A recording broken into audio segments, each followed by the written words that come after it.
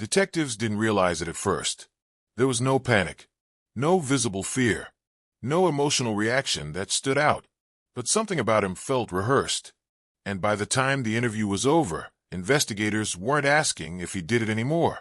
They were trying to understand why he thought he could get away with it. At first glance, the scene didn't raise alarms. No forced entry, nothing overturned, no immediate sign of violence. It was the kind of crime scene detectives see all the time, quiet, contained, almost ordinary. Neighbors described a normal routine. Friends said nothing seemed wrong. Family members insisted there were no warning signs. And that's what made it unsettling. Crimes of passion leave chaos. Accidents leave confusion. But this scene felt managed. Every item was where it was supposed to be. Every door was locked. Every surface wiped clean. It didn't look like panic. It looked like planning.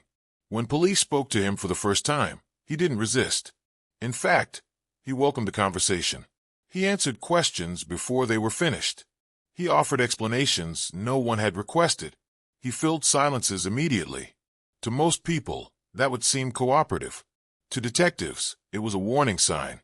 Innocent people tend to wait. They listen. They react. But he performed. He described events clearly, confidently, and without contradiction. Too clearly. By the time he was brought in for a formal interview, investigators had already noticed something strange. His story hadn't changed. Not even slightly. Most truthful accounts shift over time. Details blur. Memories soften. But his version stayed rigid. Every time. Every retelling. Every word. That's because it wasn't a memory. It was a script. And scripts break when pressure is applied. The interrogation room was quiet. No raised voices. No accusations.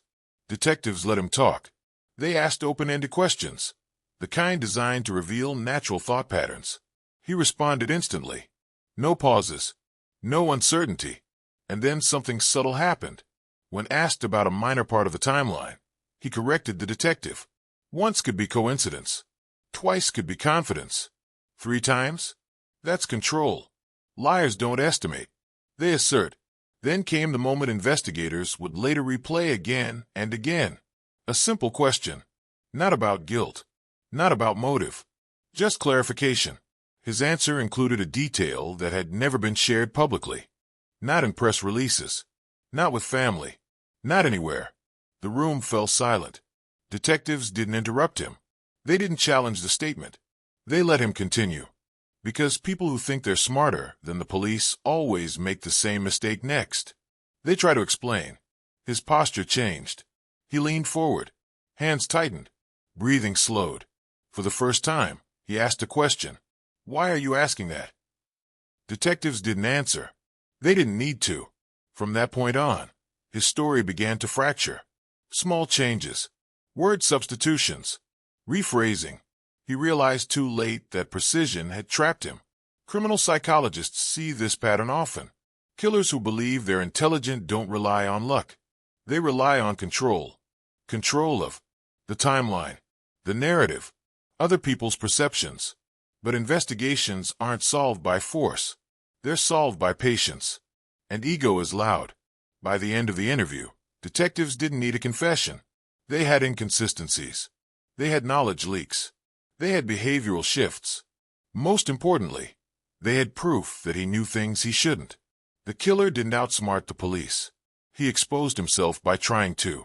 The most dangerous mistake a killer can make isn't leaving evidence behind. It's believing intelligence makes them invisible. Because the truth doesn't hide forever. And the harder someone tries to control a story, the clearer the truth becomes.